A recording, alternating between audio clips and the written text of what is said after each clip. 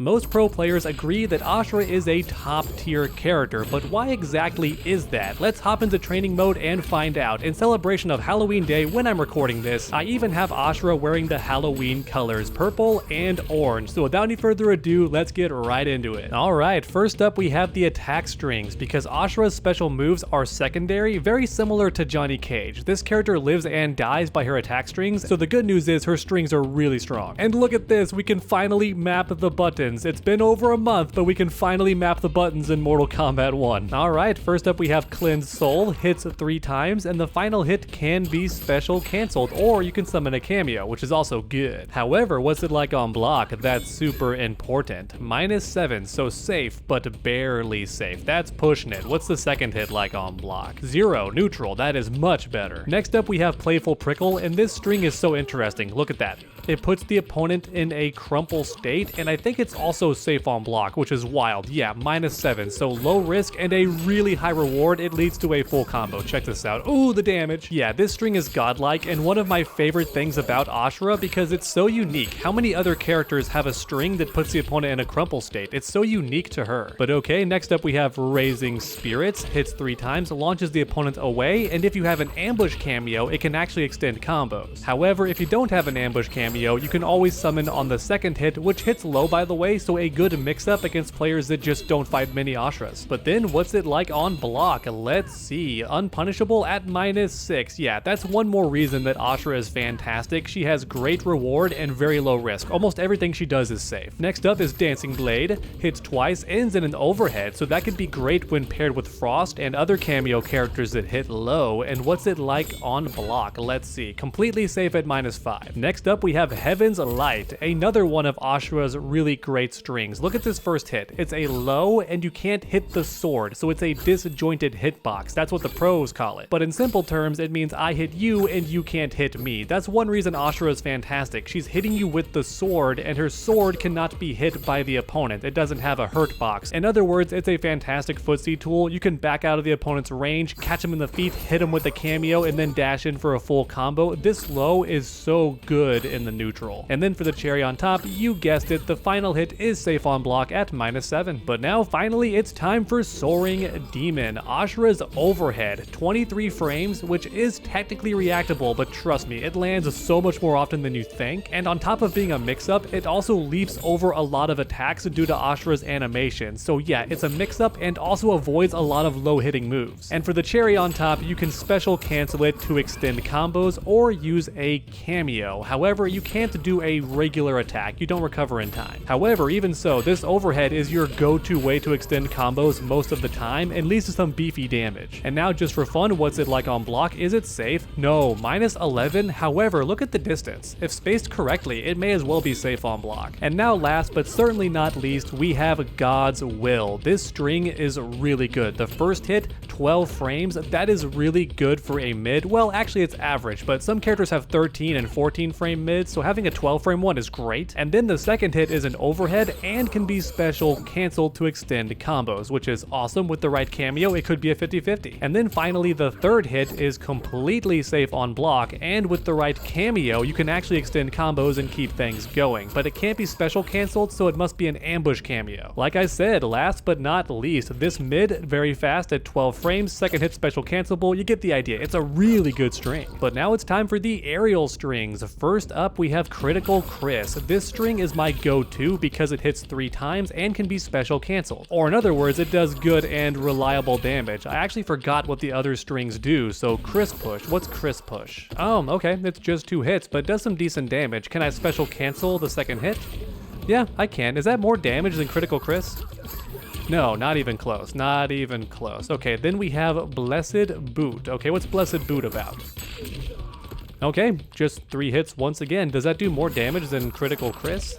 You can't even special cancel the third hit. Okay, so you would need a cameo in that situation. Yeah, as mentioned earlier, I mainly use Critical Chris because it does the most damage and is super reliable, and you can special cancel the third hit, which for me is a big deal. And real quick, before moving on to the special moves, it's worth noting that Ashrah's throw can actually start combos with the right cameo. The timing is a bit tricky, but it's worth it, man. You're getting like 25% for 1 bar off an unblockable. That's really good. But alright, now it's time for the special moves, and here's where things get complicated, and I wish that NetherRealm changed the order of the specials because they're all mixed up and just make things even more confusing. First up, we have Heaven's Beacon, a projectile that is much more than meets the eye. It does not go full screen, however, when done up close, if you can force the opponent to block it, it's +5. That's really, really good in this game. However, that being said, the startup on the projectile is a bit slow, which means to keep yourself safe, you may want to summon the right cameo to force the opponent to block and then make them block the projectile afterwards. And then if you spend a meter, you get even more damage, and what's it like on block? Still +5, and does it go full screen? That's the million-dollar question.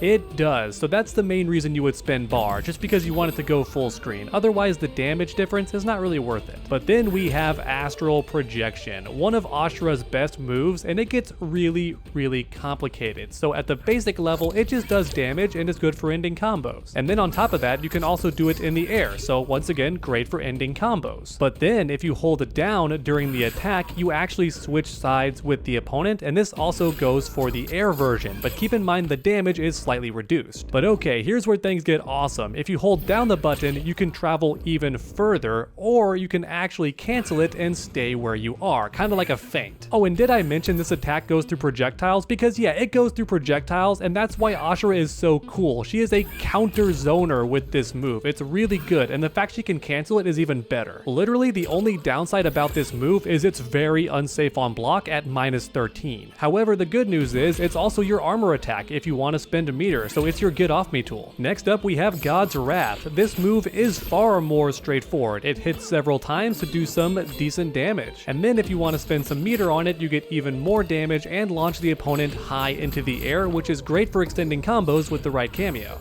And then finally, we have a Light Ascension. By itself, just a pretty decent damage attack, could be good for ending combos in some situations. However, when you spend the bar, it becomes a combo extender because you can cancel out of it with air strings. And that right there is why it's so good when done after Ashrah's overhead. Oh, it looks so pretty. Not only do these combos hurt, but they look so elegant and flashy. However, keep in mind that that was just the light attacks. Next up, we have the dark mode. First up, we have Hell's Pillar, a very different projectile. Knocks the opponent down on hit, and you can actually aim it. There is a close version and a far version as well. That's right, it hits full screen pretty quickly. And then to make things even better, it's a low attack, which means it can actually be a mix-up, right? This is normally an overhead, now it's a low. If the opponent's not careful, they're gonna get caught. And then if you want to spend a meter, check this out. It just covers like the entire floor, and once again, very quick, so all in all, a pretty darn good projectile. However, the one downside is it is no longer safe on block. -18, baby, fully punishable, so be careful using it up close. Next up, we have Astral Manifestation, a teleport. That's right, Ashrah no longer hits anymore unless you hold it down. Otherwise, it's just a really quick teleport, which is really strong. Do not underestimate this move, because don't forget you can hold it down to increase the distance. Or in other words, Ashrah can be in your face at any point in time and just go for more pressure. And also don't forget, this attack goes through projectiles and Ashrah can cancel it to trick you. It's a really, really good teleport. And for the icing on the cake, of course it can be done in the air, and if you hold down, it's an attack that switches sides. Next up, we have Demon's Wrath. This may look identical to her light mode attack. However, keep in mind that every attack you land curses the opponent. Do you see those little curses right there? Every time you hit the opponent with a special move, they get one of those tiny curses. So Demon's Wrath is fantastic because it puts on all the curses at once. And once you land 3 of these curses, you can either switch back manually or wait for Ashrah to switch back on her own. But check this out, every special attack you land now does increased damage to the opponent. And that's why Demon's Wrath can be so good for ending combos in dark mode. You have the maximum curses, which means now you can do maximum damage to the opponent.